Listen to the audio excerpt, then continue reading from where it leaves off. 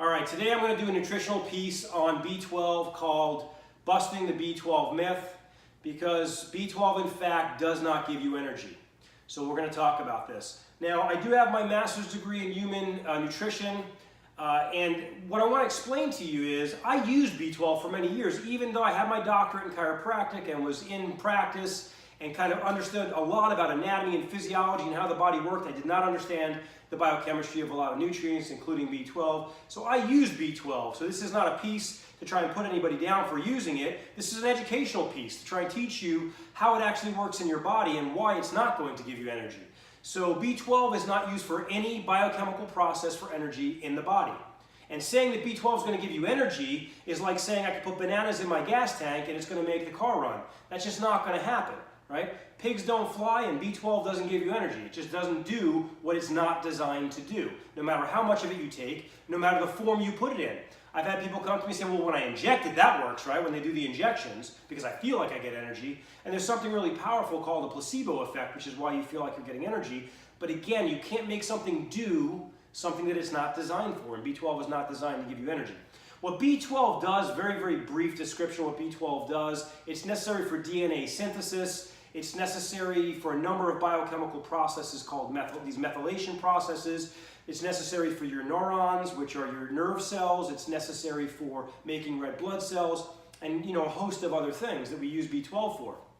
And so this is a very important nutrient. It's absolutely essential. You only need 2.4 micrograms a day, which is what the RDA is, to prevent deficiency disease. And you may get more than that, and that's fine. But pushing the system and getting a lot more B12, if you are not deficient in it, is not going to give you energy. This is not a stimulant in any way, shape, or form. It has no stimulant properties in the body, nor does it have any properties in generating ATP, which is your cellular source of energy. So we actually do use other B vitamins in energy systems, in a number of different areas of energy systems. We use B1, which is thiamine, B2, which is riboflavin, B3, which is niacin, B5, which is pantothenic acid, and then this other vitamin that kind of gets grouped in with them, or nutrient called lipoic acid. And those things are necessary, along with a number of minerals and things like that, that work in a number of these energy systems. B12 is nowhere to be found in that process. So again, it's not something that's going to give you energy. In fact, those nutrients aren't going to give you energy in taking more of them if you are replete in them, which means you have enough of them to do the job that they're designed to do. Now, if you're deficient in these nutrients, will it affect your energy? It absolutely could, for a number of reasons. If you were deficient in B12, could it affect your energy? Absolutely, because we need it to make red blood cells. Red blood cells carry oxygen. And if you have less red blood cells that you're making because you're not able to make them effectively without the B12, then you will have a condition called anemia. And anemia, one of the primary symptoms is fatigue. Now you have to understand something about this. It's very rare, especially in modern countries, to have a B12 deficiency from not getting enough B12. Foods are enriched with B12. It's found in lots of natural sources.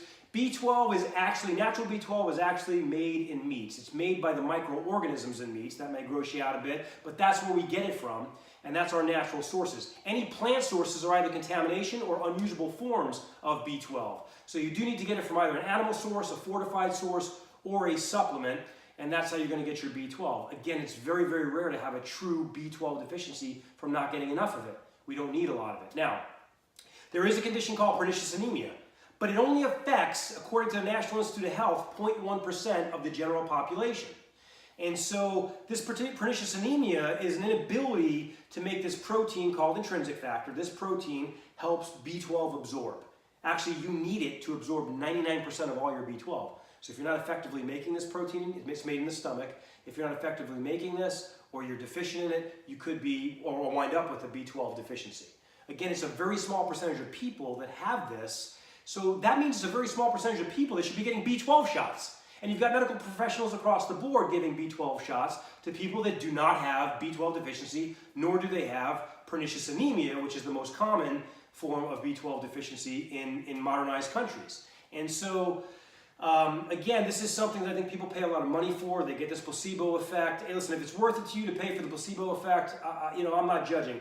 But I want you to understand the biochemistry here, and I want you to understand that B12 is not designed to give you energy.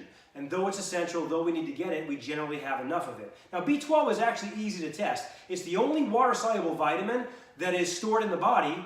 It's actually stored in the liver, and you can do a blood test of B12 and find out what your B12 level is. So if you are deficient, then you could supplement with it, but if you're not, again, there's no reason to do that.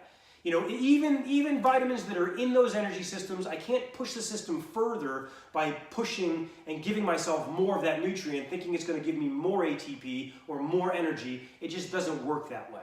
If I'm repleting those nutrients, it optimizes the amount of ATP and energy I can produce, but that again we're talking about a difference between having a deficiency and overdoing it, or taking this extra supplement above and beyond what it's actually able to do. Now, it's not going to hurt you. There's no upper limit for B12. There's no really known toxicities for it. But at the same time, sometimes we think we're getting something that we're not, and we're paying for it. So I wanted to educate the general public on this B12 scam that I call it, or that might be a harsh word, but this B12 myth that it gives you energy. People always say to me, but wait, it's in all these energy products, and they sell it for energy, and they talk about it for energy, and doctors give it for energy. A number of different types of doctors give it for energy. I understand that, but I also understand biochemistry, and biochemistry doesn't lie. In fact, I'm not a biochemist, but I've talked to 2 PhDs in biochemistry to double check my chemistry on this, just to make sure I'm not giving you bad information. Listen, if you have any questions, post them to YouTube. Stay strong. I'll see you next time.